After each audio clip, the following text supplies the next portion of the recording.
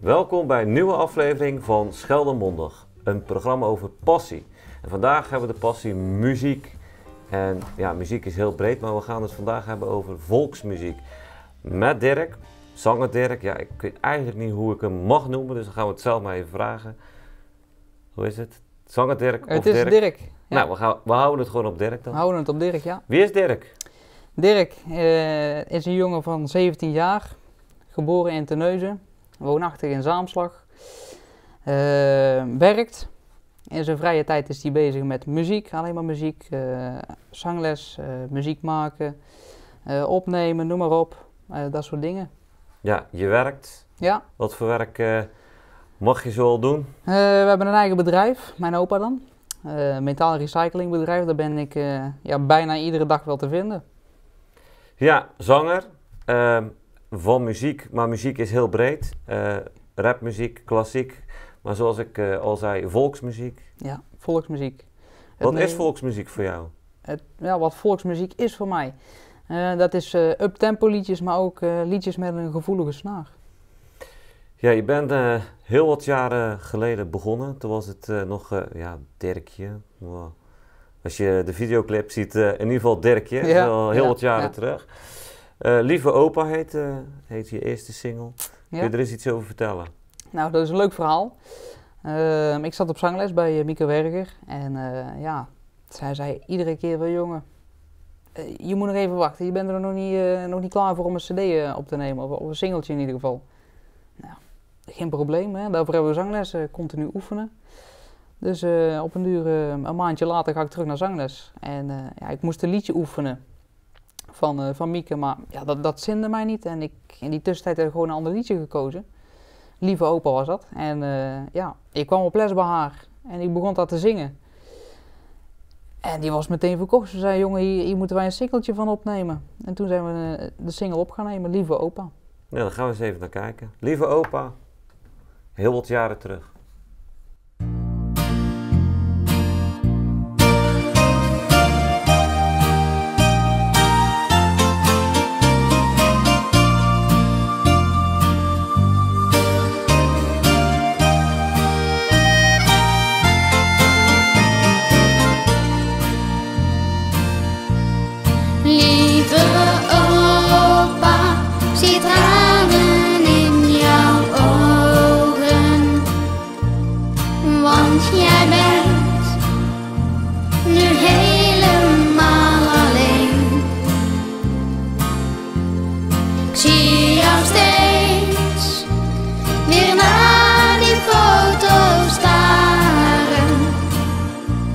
Je zegt, mijn jongen, zoals zij, was er maar één.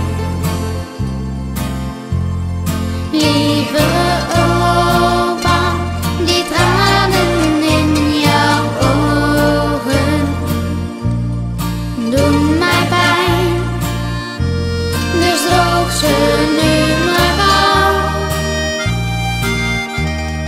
Ik blijf altijd naar jouw huisje komen,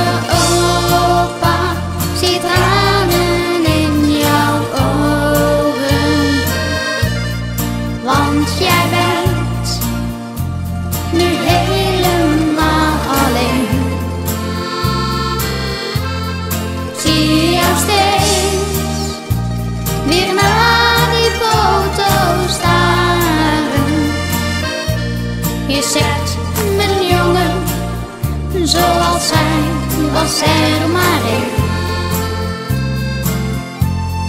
Lieve opa, die tranen in jouw ogen doen mij pijn, dus droog ze nu maar gauw. Ik blijf altijd naar jouw huisje komen, want opa, ik hou zoveel van jou.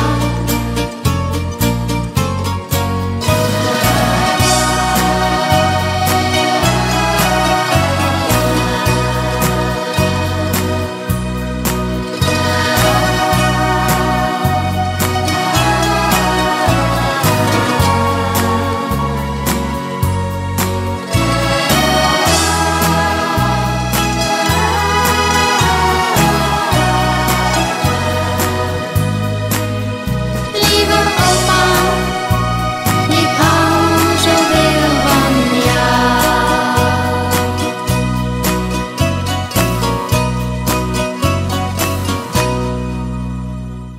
Ja, is zo 8 jaar geleden. Je was even aan het twijfelen, maar volgens mij kan dat Ja, wel. Als ik je zo een beetje kan inschatten. Volgens mij wel, ja. Het is al zo lang geleden dat ik zelf niet meer weet welk jaartal we zaten. Ja, je bent al begonnen met zingen. Wie was je voorbeeld toen? Toen Frans Bauer en Roel Britting. Ja. Ja, dan gaan er heel wat jaren overheen en dat is heel veel oefenen. Ja. Ja, hoe gaat zoiets? Hoe gaat zoiets? Nou, zangles nemen en continu bezig zijn met muziek en er zelf ook echt voor willen gaan. Dat is belangrijk dat je, dat je er zelf voor wil gaan. Kijk, als je zelf niet wil en je doet het toch, ja, dan kan je beter stoppen, want dan lukt het toch niet. Je moet er echt zelf voor gaan en zangles nemen, de juiste mensen om je heen hebben. Dan Ja, kom je een heel eind. Je hebt een hele groep mensen om je Ja. heen. Hoe belangrijk is dat? Dat is heel belangrijk. Zonder die mensen, ja, dan ben je eigenlijk helemaal niks. Ja, dat is echt heel belangrijk. Toen was het Frans Bauer, hè, je voorbeeld. Nou ja, je bent heel wat jaren verder. Wie is nu je voorbeeld? Is dat nog steeds Frans Bauer? Dat is nog steeds Frans Bauer, maar sinds een jaartje geleden is dat ook Tom Jones geworden. Oké, en hoe kom je zo bij Tom Jones? Nou, ik moest van mijn zanglerares Engelse liedjes gaan zingen. En daar kwam het liedje Fall in Love van Tom Jones voorbij. En toen heb ik zitten luisteren naar een live concert van hem op YouTube. Nou, en ik vond die man zo geweldig zingen. En ik heb gezegd van ja, dat zit mij wel, die liedjes van Tom. En ik ben er ook dit jaar naar een concert van hem in België geweest. Ja, want je was afgelopen jaar was je ook op de Vesterijfeesten. Ja. Daar heb ik je ook gezien, omdat ik daar namens RTV Schelmond was. En toen kwam inderdaad het nummer van Tom Jones voorbij. Is wel iets heel anders dan het Nederlandse lied. Klopt. Hoe ga je daarmee om? Nou ja, kijk, die liedjes zijn natuurlijk leuk voor de oudere mensen. Hè? Dat is, ja, de jaren 60, 70 volgens mij, of nog veel later, weet ik veel. In ieder geval flink Lang voor jouw geleden, tijd. voor mijn tijd. En het is natuurlijk leuk voor die oudere mensen, want die kennen Tom Jones met zijn grootste hits. En dat is natuurlijk mooi om die mooie oudere mensen te zien dansen op die liedjes. Ja, je hebt meerdere singles uitgebracht. Hè? Lieve Opa was je allereerste en dan was je klein. En volgens mij was de clip in Klingen opgenomen, zoals Ja, ik het Klingen, een beetje ja. kon herkennen. Nou, ga je verder en heb je heel wat jaren geleden, een paar jaar geleden, heb je single opgenomen Vieze Handen. Ja. En dat gaat eigenlijk over het bedrijf waar je Ja, werkt. klopt. Kun je eens iets vertellen over die single? Die single die is geschreven door Frank van Etten. Ik had toen een cd-presentatie en dat heb ik Frank van Etten laten komen. Frank van Etten had een beetje bewondering voor mij. En die zei van ik wil iets gaan doen met jou, liedjes schrijven, ik wil iets doen voor jou. Ik zei, dat is goed. Dus zijn we in contact gekomen en heb Frank wel liedjes geschreven. En op een avond zat ik bij Frank aan de tafel. Hij zei kom, we gaan een liedje schrijven. Ik zei dat is goed. En ik moest wel vertellen wat ik eigenlijk in het dagelijks leven deed. En dat is werken op de zaak. Hij zegt, vertel me er meer over. Dus ik heb heel het verhaal uitgelegd. En binnen 20 minuten stond dat liedje op papier. En dan zijn we ernaar gaan luisteren. een ruwe opname van gemaakt. Ja, dat was zo mooi. Toen hebben we gezegd van dit moet een single worden. En dat is het ook geworden ook. Ja, en een clip opgenomen op de zaak. Ja. Ik zou zeggen, we gaan kijken naar vieze handen. Ik hoop niet dat we er vieze handen van krijgen, maar waarschijnlijk worden we wel wat vrolijker van. Vieze handen.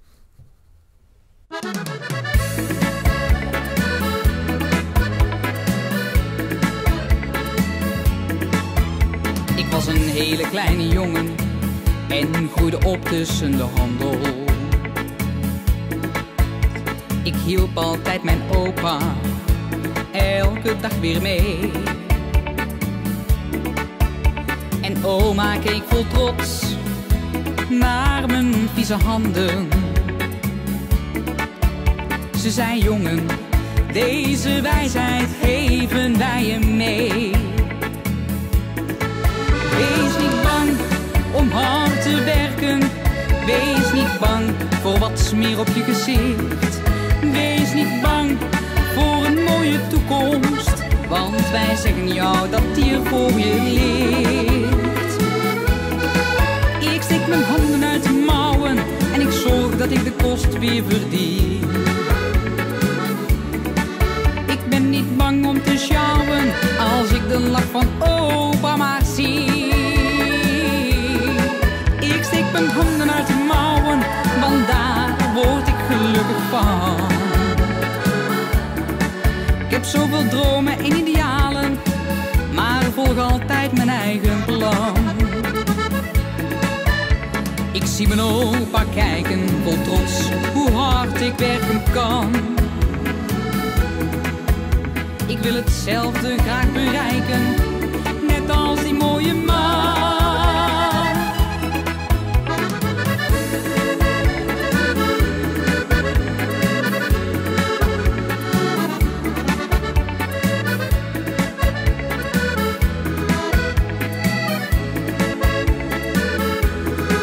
Ik steek mijn handen uit de mouwen, want daar word ik gelukkig van. Ik heb vele dromen en idealen, maar volg altijd mijn eigen plan. Ik heb vele dromen en idealen en ik volg altijd mijn eigen plan.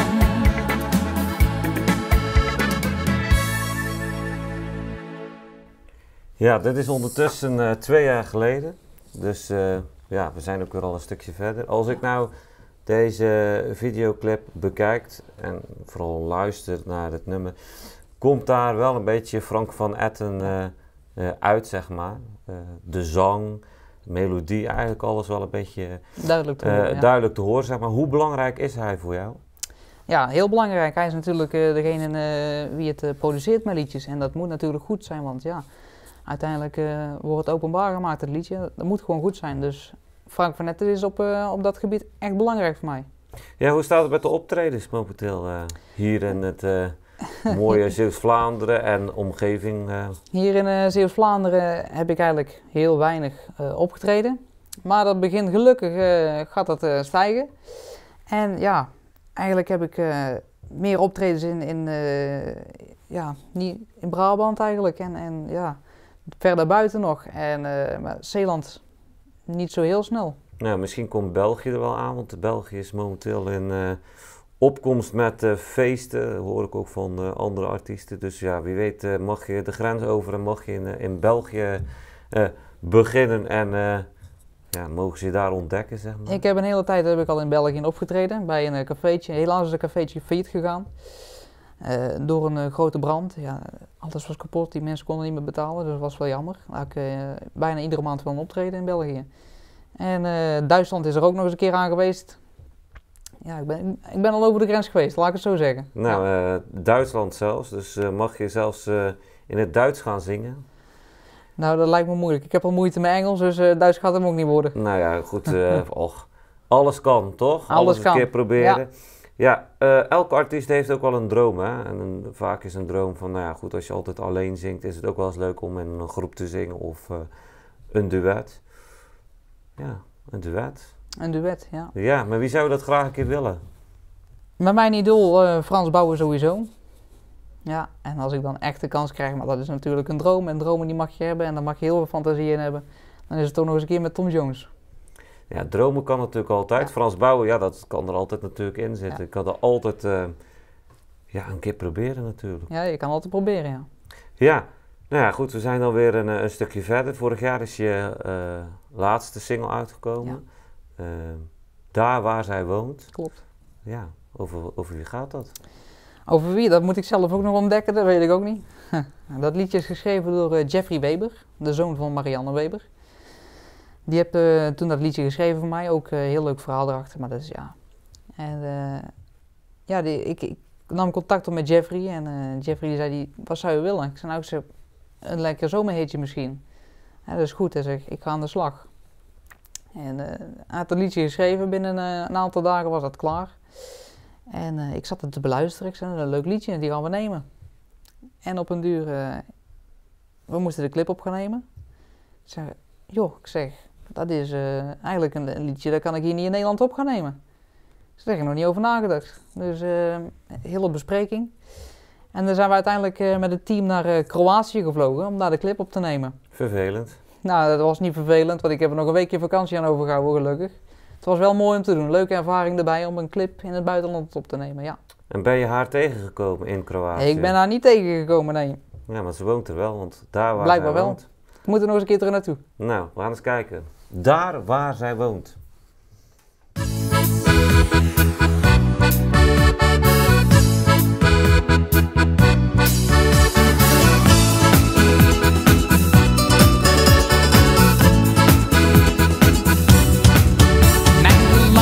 Laat mij geen moment meer met rust sinds ik die nacht door jouw lippen intens ben gekust. Je leerde me dansen, je sleepte me mee. Ik was verlegen, toch zei ik geen nee. Het liefste ben ik nu zo snel weer bij jou. Ik tel de dagen in regen en kou. En als de mensen me vragen, wat doe je raar? Dan zeg ik, dat komt echt door haar.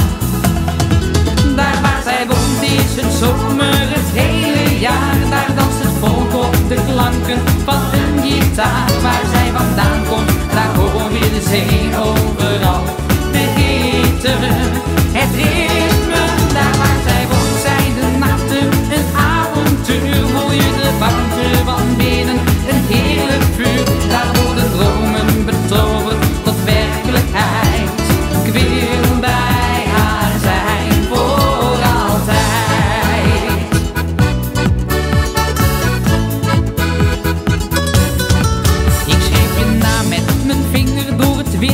Zand, sluit ik mijn ogen, dan voel ik weer even je hand. En hoor ik je stem in gedachten heel zacht. Dan hoop ik alleen maar dat jij op me wacht. Zij is het beste van moeder natuur. Haar vragende ogen, zo helder en puur. De zee is haar voortuin, het strand is haar plek. Het missen, dat maakt me zo gek.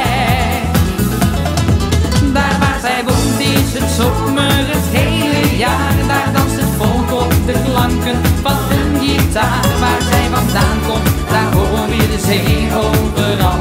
De hitte, het ritme. Daar waar zij woont zijn de nachten een avontuur. Voel je de warmte van binnen, een heerlijk vuur. Daar worden dromen betoverd tot werkelijkheid. Ik wil bij haar zijn voor altijd.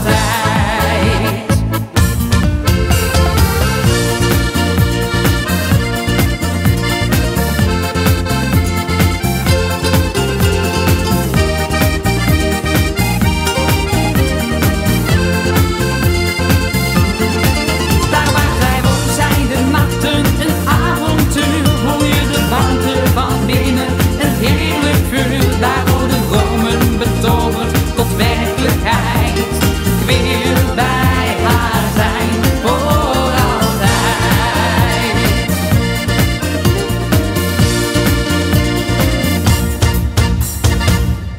Ja, daar waar zij woont. Ja. Was vorig jaar. Nog niet gevonden. In Kroatië, dus je zal nog een keer terug moeten. Ik moet nog een keer terug. Ik ben dit jaar niet op vakantie geweest, dus ik moet nog een keer terug naar Kroatië, ja. Ja, een jaar geleden betekent dat het eigenlijk wel weer tijd is voor een nieuwe single. Eigenlijk wel. Die had er al lang moeten komen natuurlijk, maar soms gaat het niet zoals je zelf wilt. En ja, dit is nou gebeurd, maar hij komt zeker weten dit jaar nog. Weer over haar. Dat gaan we nog niet vertellen. Dat wordt een verrassing. Dat wordt een verrassing, ja. Toekomst. Toekomst, die is er zeker. Nog veel meer singeltjes uitbrengen natuurlijk en albums. En steeds meer bekendheid, naamsbekendheid opbouwen in het land. En ja, wie weet, misschien nog eens een keer, maar dan droom ik ook nog heel ver, Ahoy mogen vullen. Ik ben nog maar 17. Ja, Dus als we 25 jaar verder zijn, wie weet. nou, dan is Ahoy misschien wel 2 keer zo groot dan dat hij nu is. Ja, misschien Amsterdamse Arena dan ook nog, hè? Nou, met de Johan toppers. Cruijff Arena met Ja, de toppers. Kan ook nog. Komt helemaal goed. Ik wil alle kijkers bedanken voor het kijken naar een nieuwe aflevering van Scheldemonden met Dirk als gast. Volksmuziek, dat is zijn passie. Bedankt voor het kijken en tot de volgende.